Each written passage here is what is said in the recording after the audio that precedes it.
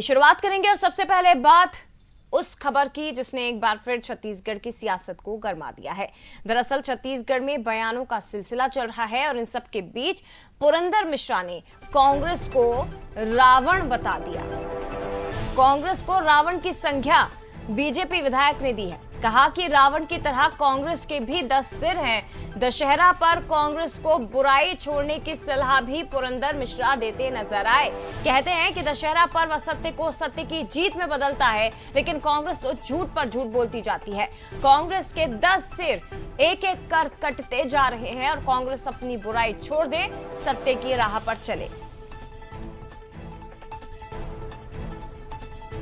असत्य को सत्य की जीत में बदलना, झूठ को सच के प्रचार में बदलना, जिस तरह कांग्रेस कर रही ना, झूठ पे झूठ बोल रही, सत्य में आना चाहिए। नहीं तो रावण की तरह ये 10 सिर इनका एक एक कटते जाएगा और ये लोग घूमते फिरते रहेंगे। चलिए, मेहमान हमारे साथ जुड़ गए, इसी पर ज्यादा चर्चा करेंगे। के.एस. चौहान जी, प्रदेश बीजेपी प्रवक्ता हमारे साथ जुड़े, धनंजय सिंह ठाकुर जी, कांग्रेस प्रवक्ता इस वक्त जुड़ गए हैं। दोनों का स्वागत। और सबसे पहले चौहान साहब, आपके पास ही आते हुए, 10 सिर वाली कांग्रेस सर क्यों, किस आधार पर कह रहे हैं?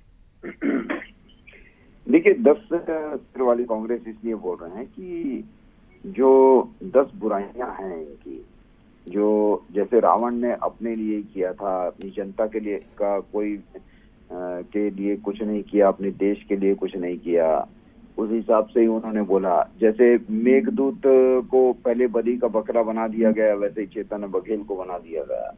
जैसे विभीषण के नाम पे मतलब उनका राजपाट ले लिया गया, वैसे ही हम सब जानते हैं कि 2.5 साल के लिए किसको धोखा दिया गया। तो जैसे अपनी मंत्रियों को, अपने अधिकारियों को, अपने सभी चीजों को बलि चढ़ा दिया गया, अपनी महत्वाकांक्षाओं के लिए अपनी सभी चीजों को बलि चढ़ा दिया गया, इस वजह से दिया गया। अब झूठ पे झूठ और झूठ और भ्रम का लक्षण हम देख रहे हैं और उसके हिसाब से ही छत्तीसगढ़ की जनता ने जो है उनको बहुत अपना रास्ता दिखा दिया है।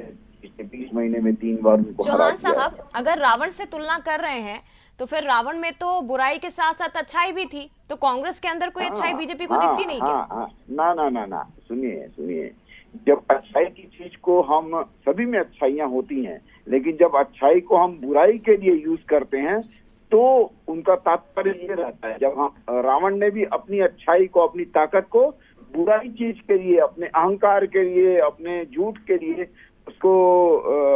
उसको इस्तेमाल किया, तो रावण जैसा हश्र ही होता है।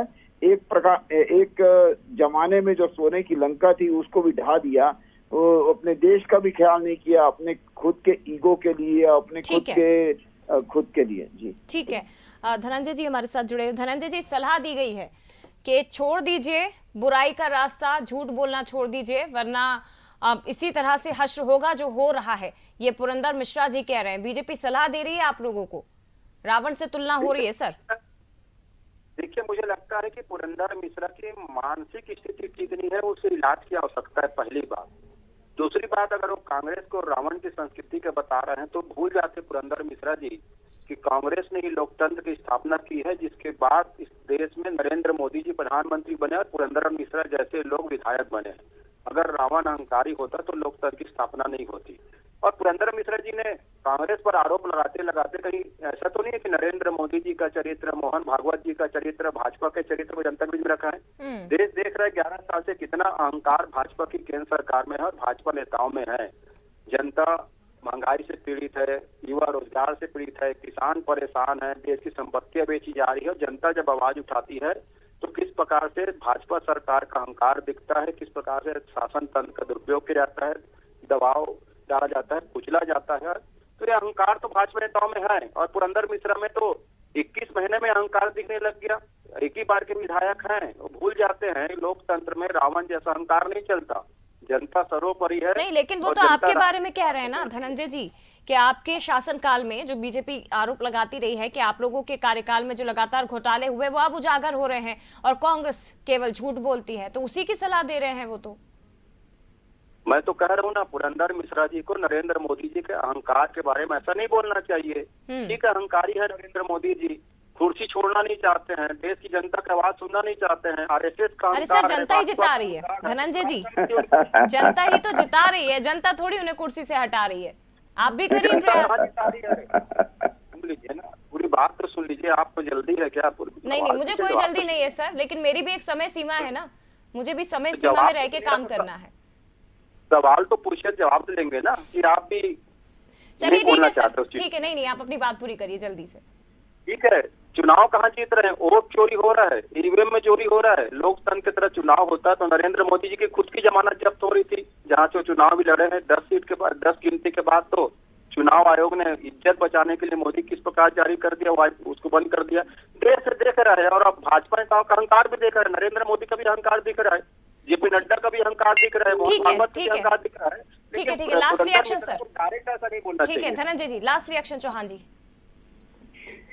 देखिए, यही होता है, ये इसीलिए रावण बोला जाता है कि जब उनको सलाह दी जाती है, जब उनको समझाइश दी जाती है, तो वो ना किसी की बात मान के उन्हीं को दंड देना चालू कर देते हैं, उन्हीं को भला बुरा बोलना चालू कर देते हैं। यही रावण के लक्षण होते हैं। इसी रावण ने अपने उसको ले डुबोया, और यही कांग्रेस पार्टी के जो एटीट्यूड है वो उसको ले डूब रही है।